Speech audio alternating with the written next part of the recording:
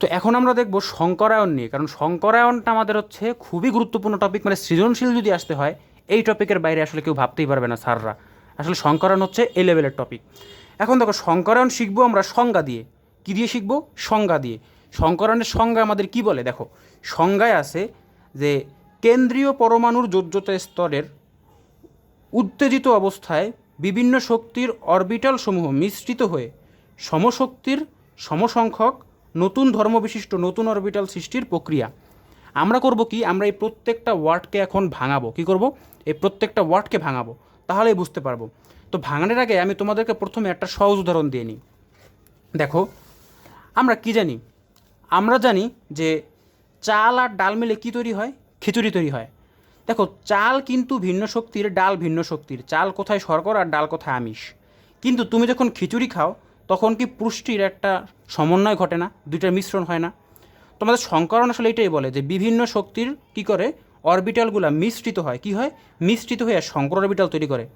আমি যদি খিচুড়ির দলাগুলো আলাদা আলাদা করি তাহলে কিন্তু তুমি বুঝতে পারবো কোনটা চাল কোনটা ডাল, এগুলো কিন্তু আমরা ধরতে পারবো না। ঠিক সংকরায়নে কিন্তু এই সেম কাজটাই হয়। এখন দেখো যে তোমাদেরকে বোঝানোর জন্য আমি লিখছি যে যদি দুইটা ডাল, দুইটা চাল আর তিনটা ডাল দেই, আমি কিন্তু দেখো একটা কথা বলছি যে সমসংখ্যকই আবার আমার কি করবে? শঙ্কর অরবিটাল তৈরি করবে। সমসংখ্যক মানে কি? এই দুই আর তিন মিলে কয়টা তৈরি হবে? পাঁচটা। আমার এই পাঁচটা খিচুড়ি তৈরি করবে, মানে এরকম একটা অবস্থা আর কি। এখন চলো আমরা এই সংজ্ঞার অনুসারে আমরা এই সংকরায়নটা এখন বুঝি। আমি কিন্তু প্রথমে বলছি কি, আমার কেন্দ্রীয় পরমাণু খুঁজে বের করতে হবে। আমরা একটা সংকরায়ন বুঝলে আমাদের আর কোনো সমস্যা নেই। আমরা প্রথমে বুঝবো কারটা? মিথেনেরটা। আমাদের প্রথমে খুঁজতে হবে কেন্দ্রীয় পরমাণু। কেন্দ্রীয় পরমাণু CH4 কে যে কোম আছে কে কার্বন, তার মানে আমার কার্বন হলো এখানে কেন্দ্রীয় পরমাণু। একটা জিনিস দেখার বিষয়। অথবা আমরা শিখছি যার জারণ মান কম সে হলো কেন্দ্রীয় পরমাণু। ওইটা আসলে এত ইউজ করা লাগে না, মূলত যে সংখ্যায় কম আমরা ওইটা ধরেই করে ফেলাই। এখন দেখো এখানে কেন্দ্রীয় পরমাণু কি? কার্বন। একে যদি এর ইলেকট্রন বিন্যাস কি 1s2 2s2 2p2, একে যদি আমরা উত্তেজিত করি বা এনার্জেটিক করি তাহলে কিন্তু আমরা কী করবো দেখবো, আমরা দেখবো এই এসের একটা ইলেকট্রন এটা কোথায় চলে গেছে? জেডে চলে গেছে।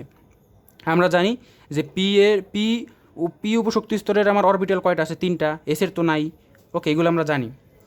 এখন দেখো আমার এই কার্বনের জন্য, যোজ্যতা শক্তি স্তর কোনটা? কারণ আমি কিন্তু প্রথমে বলছি কেন্দ্রীয় পরমাণু মানে উত্তেজিত অবস্থায় কেন্দ্রীয় পরমাণুর যোজ্যতা স্তর। উত্তেজিত অবস্থায় কেন্দ্রীয় পরমাণুর যোজ্যতা স্তর। তো এখানে আমার যোজ্যতা স্তর কোনটা? অবশ্যই 2, মানে শেষ শেষ শক্তি স্তর। তো সেইখানে আমার কি আছে? 4টা অরবিটাল আছে, একটা এস আর 3টা পি।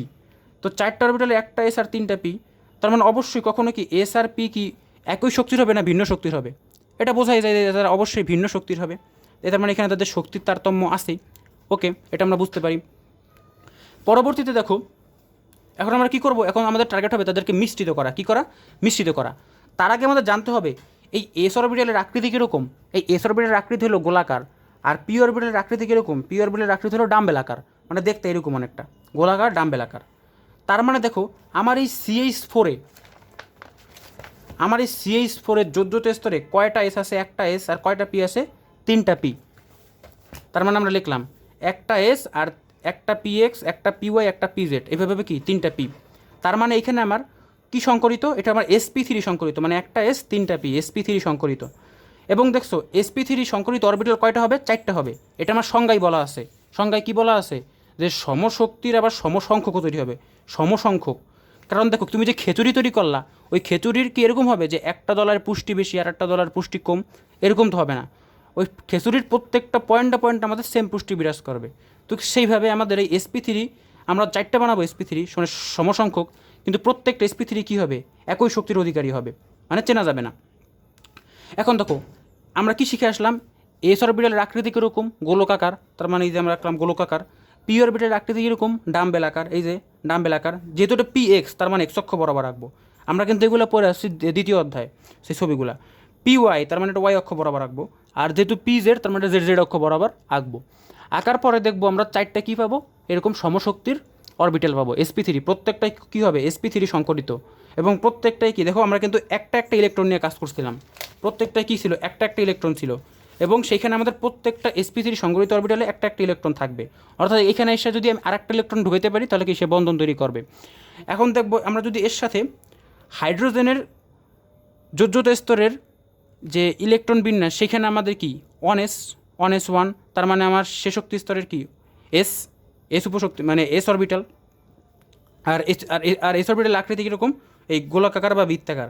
তার মানে আমি যদি 4টা হাইড্রোজেন এর অরবিটাল যোগ করি তাহলে আমার উৎপন্ন হবে কি CH4, এবং সেটা দেখতে কীরকম হবে, সেটা দেখতে হবে অনেকটা এরকম, মানে এই sp3-র সাথে এই sp3-র প্রত্যেকটা পয়েন্টে একটা করে কি যুক্ত হবে, ইলেকট্রন একটা যুক্ত হবে। মানে এই যে দেখছো আমি কিন্তু এখানে গোল্লা দিলাম কেন, কারণ এখানে আমার হাইড্রোজেন যুক্ত হয়েছে, হাইড্রোজেনের যত স্তরের কি যুক্ত হয়েছে, ওই অরবিটালটা যুক্ত হয়েছে।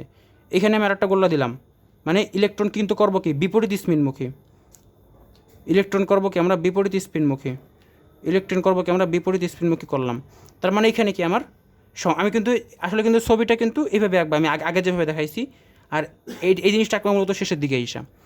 আর যদি কারো sp3 সংকরণ হয় তাহলে মনে রাখবা সেও তার গঠন হবে চতুস্থলকীয়, আর মধ্যবর্তী কোণ হবে 109.5 ডিগ্রি। তো পরীক্ষায় তোমরা কিভাবে লিখবা, তো এইটার জন্য আমি একটু গোছায় রাখছি।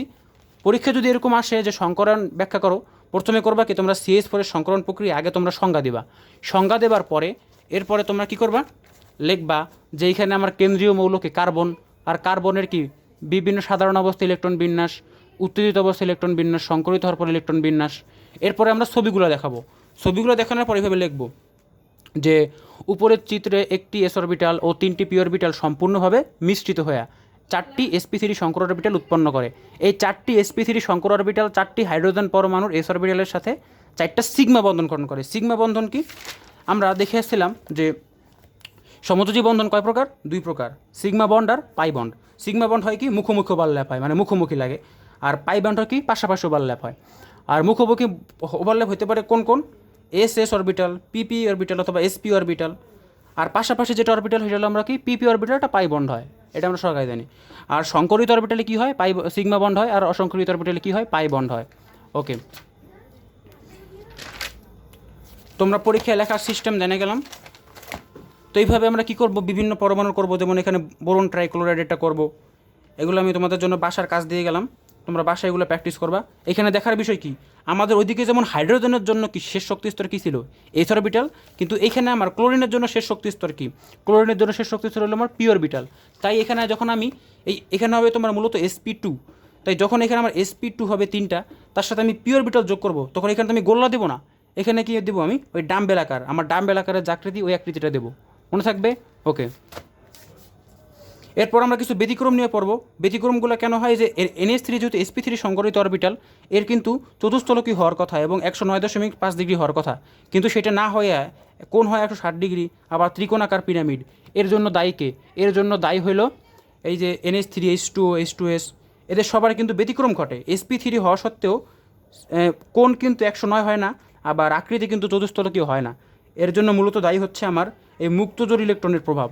আর মুক্তজোড় ইলেকট্রনের প্রভাবকে আমরা বলি VACPR তত্ত্ব, valence shell electron repulsion, electron pair repulsion theory. Okay, তো মুক্তজোড়ের যে বিকর্ষণ, তার থেকে মুক্তজোড় বন্ধনজোড়ের বিকর্ষণ একটু কম, তার থেকে বন্ধনজোড়ের বিকর্ষণ আরও কম। এটা আমরা মাথায় একটু রাখবো। যেমন দেখো বাচ্চারা যেমন কি, বাচ্চারা তো এমনি মারামারি করে, তো আমরা যদি তাদেরকে বাইরে আরও ছাড়িয়ে দিই তাহলে তারা মারামারি আরও বেশি করবে, আর মারামারি বেশি করবে, তেমন সেভাবে যদি ইলেকট্রন যত মুক্ত থাকে তারা তত মারামারি বেশি করে, মানে তত বিকর্ষণ বেশি করে। যেমন দেখো এখানে NH3-তে কী আছে, আমার একটা কি মুক্তজোড় আছে। এখন এখানে তো মুক্তজোড় হওয়ার মতো বিকর্ষণ নাই, কিন্তু মুক্তজোড় বন্ধনজোড় একটা বিকর্ষণ হওয়ার মতো আছে।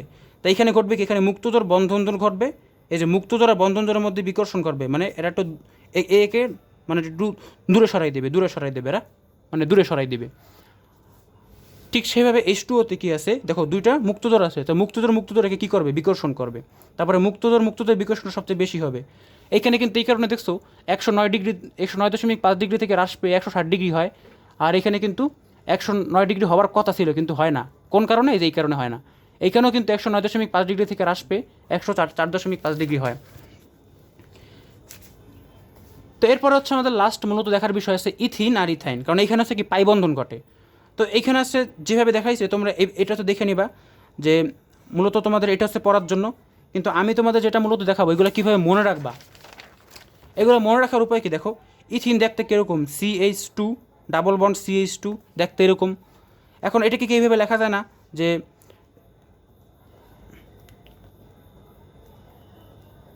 এটিকে এভাবে লেখা যায়, তাই না? তো যদি লেখা যায়, এখন বলো তো, আমরা জানি যদি একটা বন্ধন থাকে সেটা হয় সিগমা, আর যদি পাশাপাশি যদি ডাবল বন্ড ট্রিপল বন্ড থাকে অন্যগুলো পাই বন্ধন হিসেবে কাউন্ট হয়।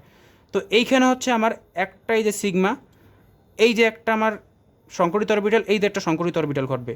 যেহেতু হাইড্রোজেন আছে তার মানে হাইড্রোজেনের তো শেষ শক্তি স্তর কি বৃত্তাকার, মানে এস অরবিটাল, তাই এখানে হবে কি বৃত্তাকার, বৃত্তাকার লাগাই দাও। আবার এখানে যেহেতু কার্বন আছে, তো আর একটা কার্বন, তার মানে এইটা হচ্ছে এটাকে ওভারল্যাপ করবে, পাশাপাশি কি সিগমা বন্ধন গঠন করবে অধিক্রমণ করে।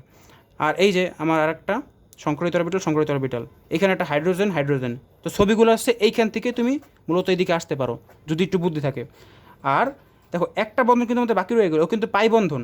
তো এই যে একটা পাই ইলেকট্রন, এই যে একটা পাই ইলেকট্রন, তো এই পাই ইলেকট্রনগুলো কী করবে, এরা পুরোপুরি মুখোমুখি বন্ধন করবে না, কিন্তু এরা হচ্ছে পাশাপাশি বন্ধন করবে। এই ও কিন্তু একটা ইলেকট্রন, ও একটা ইলেকট্রন, দুইটা মিলে কিন্তু পাশাপাশি বন্ধন করবে। তো এই ছিল আমার আজকের ভিডিও।